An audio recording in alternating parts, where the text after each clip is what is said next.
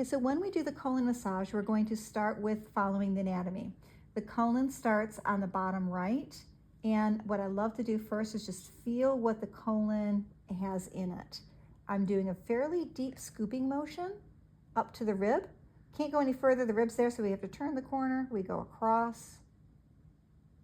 Okay, I'm under the rib here, then I can come down. I love to do that first because then it tells me exactly what's happening and where things are getting hung up. Now I'm in the sigmoid colon here, and it comes down into the rectum. The rectum actually comes as far up as just below the belly button. So right in here, we can actually get to the rectum a bit too. So do a few scoops up.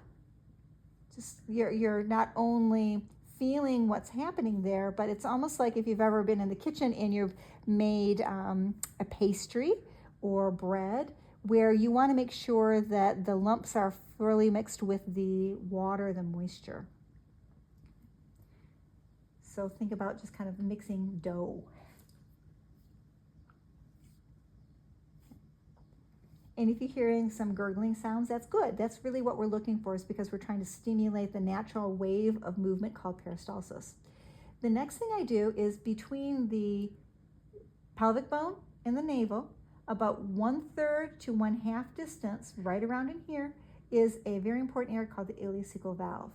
I'm going to take that and I'm going to open it clockwise, and I'm going to hold that clockwise. Hold, 2, 3, 4, 5.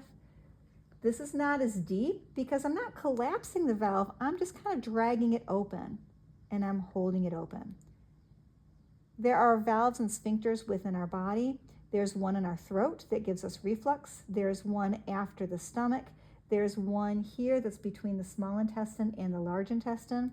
And of course, there's two very important sphincters before it exits. So when we open up one of these channels, many times everything along that pathway opens. So we can use either hand, or you can do hand on top of hand, and you're just holding that gate open, letting things come out and drain. There's something called the gastrocolic reflex, that when we chew and swallow, there is a natural movement through the esophagus to the stomach. And when we have a bowel movement, it's not the food we just ate. It's actually the food that has been stored there. It's just like an assembly line process where one section leaves to make room for the next.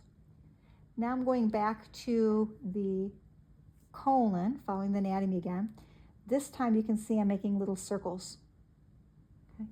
And again, mixing the liquids and the solids so that we have that easy type 4 stool, a type 4 stool on the Bristol scale.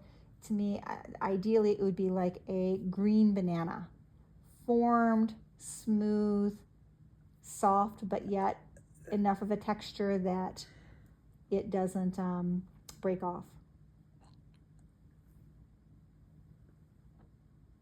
Okay. All right. So we can go up, across, down, and out. We can open up the ileocecal valve. Now the next part that can be very effective is that we can work on the corners. What if we pull this corner down at the same time as that we lift this corner up? Notice how everything goes to the navel. Okay. And you're listening for gurgling sounds. The gallbladder, it lives underneath the liver here, and so sometimes you can get right on that common bile duct. And the bile that's released is a little bit of a laxative effect. That's why when we have something really greasy, like maybe onion rings, a lot of bile is squirted into the intestines, and that tends to make us go to the bathroom more. Okay. All right, so stimulating that bile duct at the same time, lifting up on the sigmoid colon, is a really nice technique. You can also do the opposite. Maybe you could go to the area down here called the cecum, and this left area here where the spleen is, called the splenic flexure. Notice how slow I'm going. It's not a fast technique. You're listening with your hands. What's happening? What's moving? Good. Okay. So that's the lower GI system. If we go into the upper GI, your esophagus comes down here. It goes into the stomach. The stomach empties and does a football field worth of nooks and crannies before it ends up at that ileocecal valve again. So here you can go to the lower esophagus, right where it comes down, there's that xiphoid process there. I put one finger over the top of the other and I pull straight down and hold. This is a great technique for people that have reflux. Do it before you eat. Open up that passageway. Another trick with reflux is start your meal with something warm, a hot drink. You'll notice that some cultures very classically start with a hot, clear soup. It's not just a filler, but it actually prepares the body as a muscle relaxant, saying, okay, we're about to take in heavier foods. Yeah. And so that you can open up that lower esophageal area. Okay. And so we have this technique here. Then we can go to that common bile duct. And also right in that area is a structure called the pyloric sphincter. We can actually pull that down. And I'm listening. So that one tend to do better than the gallbladder technique because I could hear some noises. So it's the pyloric sphincter that just needs to be emptied. And I'm repeating this several times until it's quiet again. Last time through. Small intestines are in the middle. You could just make little circles. We're not really worried about where the structure is. Okay.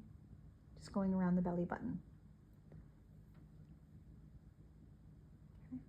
Back to the ileocecal valve. I'm going to open this up here. Do this about 10 minutes before bedtime. We want to do it at bedtime because most people sleep well at nighttime, and when you're sleeping, you're more in a relaxed state. Our rest and digest system is part of the parasympathetic nervous system, and that happens mostly at night. That's why most people will have a better bowel movement first thing in the morning, unless they're rushing out the door. Then the body kicks into high gear. You're getting out of bed with roller skates on, and there's just not an opportunity for our body to go. I'm going to end back at the rectum. Grab kind of side to side. And what I'm feeling here is it's very soft on this side. It feels just more full and firm on this side here. So I can just get in a little bit more, just kind of massaging it. So we're working with the body, moving this around to the rectum. This is a very old technique. Midwives would commonly teach that for gassy babies, colicky babies. Colic is the Latin word for colon. So a colicky baby is a very unhappy colon. But it works on adults as well as children. And many times on kids, I'll have them find that ileocecal valve, say push your poop button. And right there. And just that one technique alone sometimes is all we need. And that's our technique.